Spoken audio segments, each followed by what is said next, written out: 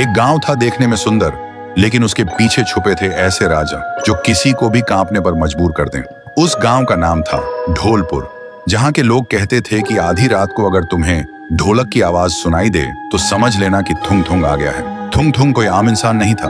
उसके चेहरे पर अजीब सी मुस्कान, आंखें बड़ी बड़ी जिन्हें देखकर कोई भी डर जाए, और हाथ में एक पुरानी ढोलक। रात के ठीक 2 बजे वो गांव की गलियों में घूमता और अपनी ढोलक बजाता।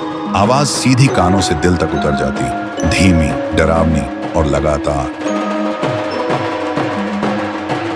गांव के लोग ढोलक की आवाज सुनकर कांपने लगते, क्योंकि जिस घर के सामने वो रुककर ढोलक बजाता, उस घर के लोग अगले दिन कोई बीमार पड़ जाते या किसी की मौत हो जाती। फिर एक रात गांव का एक लड़का रघु सो रहा था, तभी ढोलक बजने लगी।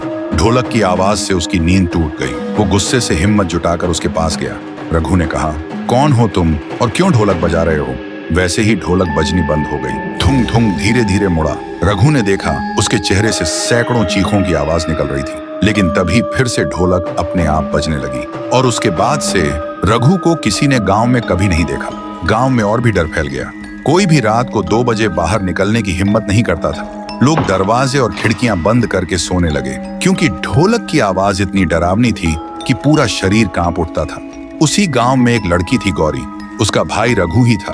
उसने कसम खाई थी, मैं पता लगाऊंगी कि मेरे भाई को थुंग थुंग कहाँ ले गया।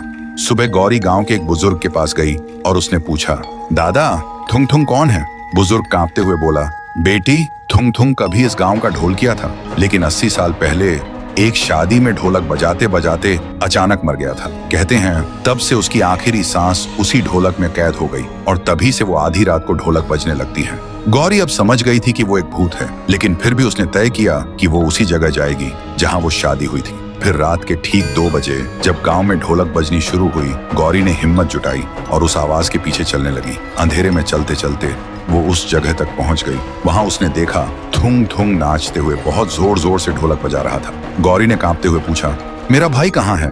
थुंग थुंग अचानक रुका। उसकी आंखें जलने लगी और ढोलक अपने आप बजने लगी।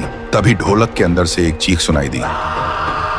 गौरी डर से भागने लगी। तभी एक आवाज आई, दीदी। गौरी रुक गई और पीछे मुड़ी। उसने देखा रघु और थुंग थुंग एक साथ खड़े थे, लेकिन वो अब इंसान नहीं था। उसका चेहरा अजीब और आंखें लाल हो चुकी थी। रघु ने धीरे से कहा, दीदी, अब मैं भी थुंग थुंग का हिस्सा हूँ और अगला नंबर तुम्हारा है। तो दोस्तों, अगर तुम्हें जानना है कि थुंग थुंग क्या सच में अचानक मरा या उसके मरने के पीछे कोई राज छुपा है, अगर जानना है तो वीडियो को लाइक करो, चैनल को सब्सक्राइब करो और कमेंट में लिखो पार्ट 2 चाहिए।